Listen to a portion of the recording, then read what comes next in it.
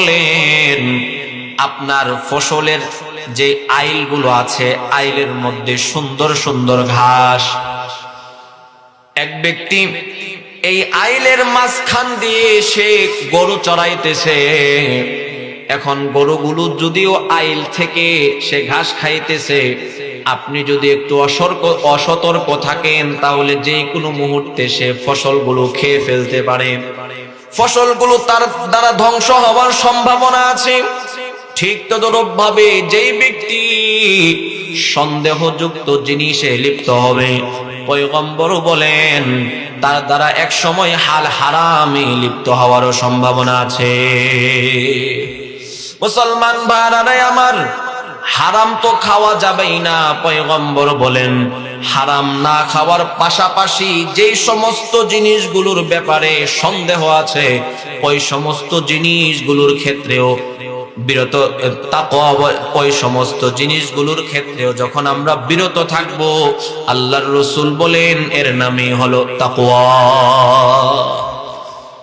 মুসলমান ভাইরা আমার, এই জন্য আমাদের হিম্মত করা লাগবে না। আমার যতই কষ্ট হোক না কেন, আমার যতই কষ্ট হোক না কেন, আমি হারাম থেকে বেঁচে থাকবো, হারামের সাথে জড়াবো না। যতদিন বেঁচে থাকবো হালালের পথে থাকবো, নিয়ত করা যায় না ইনশাআল্লাহ।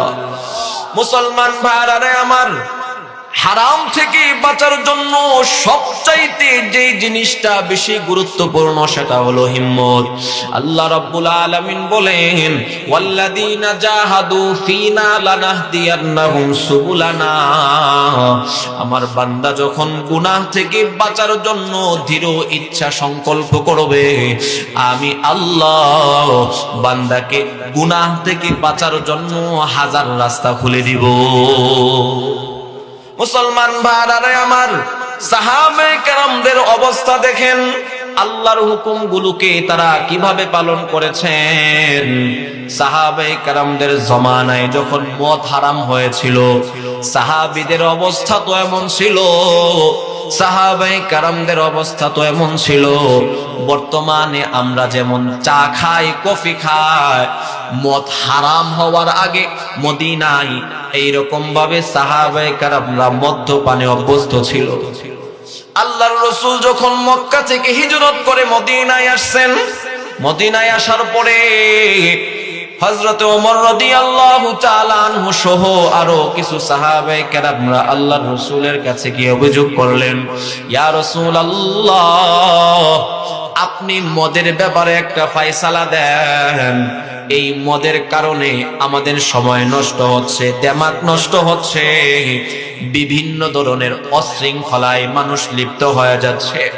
সুতরাং আপনি মদের ব্যাপারে একটা ফয়সালা আমাদেরকে দিয়ে দেন। আল্লাহ রাব্বুল আলামিন তখন আয়াত নাজিল করলেন, ইয়াসআলুনাকা আনিল খামরি ওয়াল মাইসির কুল ফীহিমা ইসমুন কাবীর ওয়া মানাফিউ লিন-নাস। পয়গম্বর, আপনার কাছে মানুষ এসে মদের ব্যাপারে জিজ্ঞাসা করবে, পয়গম্বর আপনি বলে দেন কুল ফীহিমা ইসমুন কাবীর, মদ্যপান এটা খারাপ বিষয়, ওয়া মানাফিউ লিন-নাস, তবে মানুষের জন্য কিছু উপকারও আছে। প্রথম আয়াত নাজিল হয়েছে মদ খারাপ, ঠিক আছে, পাশাপাশি মদের মধ্যে কিছু উপকারও আছে। কারণ মদিনার অবস্থা এমন, আল্লাহ রাব্বুল আলামিন যদি ধরে ডাইরেক্ট মদকে হারাম করে দেন, তাহলে এটা মানা সাহাবায়ে কেরামদের জন্য কষ্টকর হয়ে যাবে। এই জন্য ইসলামের নিয়ম হলো, যেটা সমাজের মধ্যে বহুল প্রচলিত, এটা যদি অন্যায় হয় আল্লাহ রাব্বুল আলামিন ধরেই এটাকে নিষেধ করেন নাই, আস্তে আস্তে নিষেধ করেছেন। এই জন্য আল্লাহ রাব্বুল আলামিন প্রথমে আয়াত নাজিল করলেন মদ খারাপ, ঠিক আছে, পাশাপাশি মানুষের জন্য কিছু উপকারও আছে। প্রথম আয়াত নাজিল হওয়ার পরে যারা বিচক্ষণ সাহাবী তারা বুঝে গিয়েছেন আল্লাহ রাব্বুল আলামিন এক সময় মদকে হারাম করে দিবেন। বিচক্ষণ সাহাবায়ে কেরামরা তারা মদ পান ছেড়ে দিয়েছেন। কিছুদিন চলার পরে হযরতে আব্দুর রহমান ইবনে আউফ রাদিয়াল্লাহু তাআলা আনহু রাসূলের একজন জলিলুল কদর সাহাবী। উনি উনার বাড়িতে কিছু সাহাবায়ে কেরামদেরকে দাওয়াত দিলেন। দাওয়াত খাওয়ানোর পরে নিয়ম অনুযায়ী তাদের সামনে মদের ব্যবস্থা করে দিলেন। সাহাবায়ে কেরামরা সবাই মদ পান করলেন। সবাই মদ পান করতেছেন। মদ পান করা শেষ, আজান হয়ে গিয়েছে, নামাজের সময়। এইখানে যারা যত সাহাবায়ে কেরামরা ছিল সবাই তো মদ্যপানে অভ্যস্ত, সবাই মদ্যপানে নেতা মাতাল হয়ে আছে। একজনকে বললেন আপনি নামাজের মধ্যে দাঁড়ায় যান। সাহাবী মদ্যপান করে যখন নামাজের মধ্যে দাঁড়াইলো, সূরা ফাতিহা পড়ার পরে তিনি সূরা কাফিরুন শুরু করলেন। কুলিয়া আইয়ুহাল কাফিরুন লা আ'বুদু মা তা'বুদুন। আয়াতের অর্থ হলো আল্লাহ পাক বলতেছেন, পয়গম্বর আপনি কাফেরদেরকে বলে দেন, কাফেররা যে মূর্তির পূজা করে মুসলমানরা ওই মূর্তির পূজা করে না। এটা হলো আয়াতের অর্থ। ওই সাহাবী নেশাগ্রস্ত অবস্থায় পড়তেছেন, কুলিয়া আইয়ুহাল কাফিরুন আ'বুদু মা তা'বুদুন।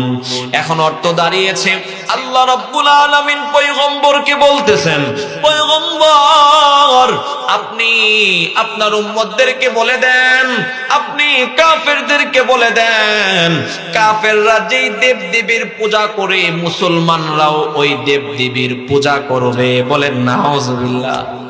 লাবাদ পড়ে গিয়েছে, অর্থ পরিবর্তন। সাহাবায়ে কেরামরা নামাজ পড়ার পরে তো হতবাক হয়ে গেলেন, আহারে কি পড়লাম। দৌড়ায় আল্লাহর রাসূলের কাছে চলে আসছেন। এইবার আল্লাহ রাব্বুল আলামিন দ্বিতীয় আয়াত নাযিল করলেন, ইয়া আইয়ুহাল্লাযীনা আমানু লা তাকরাবুস সালাতা ওয়া আনতুম সুকারা। আই ইমানদারগণ, যখন তোমরা নেশাগ্রস্ত থাকো নামাজের ধারে কাছেও যাইবা না। কারণ নেশাগ্রস্ত অবস্থায় মানুষ মাকে এসে স্ত্রী মনে করে, স্ত্রীকে এসে মা মনে করে, ভাবিকে এসে বোন মনে করে, বোনকে এসে ভাবি মনে করে। বান্দা তো এমনও হতে পারে, বান্দা নামাজের মধ্যে দাঁড়ায়া নিজেকে রব দাবি করবে আর আল্লাহকে বান্দা দাবি করবে। তাহলে বান্দার নামাজ তো হবেই না, বরং বেঈমান হওয়ার সম্ভাবনা আছে। এই জন্য আল্লাহ রাব্বুল আলামিন বললেন, লা তাকরাবুস সালাহ।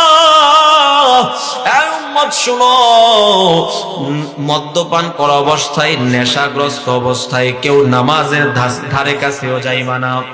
আল্লাহ রাব্বুল আলামিন দ্বিতীয় আয়াত যখন নাজিল করে দিলেন, এরপর থেকে সাহাবায়ে কেরামরা এখন নামাজের আগে পরে আর কেউ মদ পান করে না।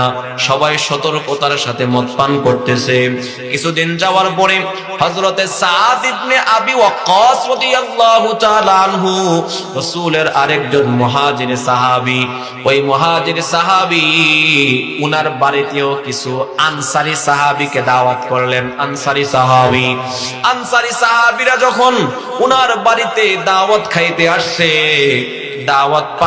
দাওয়াত খাওয়ানোর পরে রাতের বেলায় উনিও মদের ব্যবস্থা করে দিলেন। সাহাবায়ে কেরামরা সবাই মদ পান করলেন।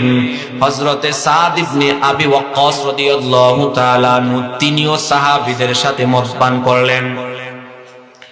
এখন মদ পান করার পরে সাদকে বলতেছে, তুমি কবিতা পাঠ করো।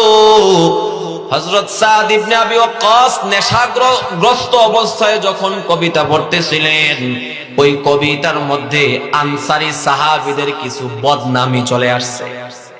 আনসারী সাহাবী এরাও তো মাতাল, নেশাগ্রস্ত, সহ্য করতে পারে নাই। হযরত সাদ ইবনে আবি ওয়াক্কাস রাদিয়াল্লাহু তাআলা আনহুর মাথার মধ্যে হাড্ডি দিয়ে, উটের হাড্ডি দিয়ে বাড়ি মারলেন, মাথা ফেটে গেল। হযরত সাদ রক্তাক্ত।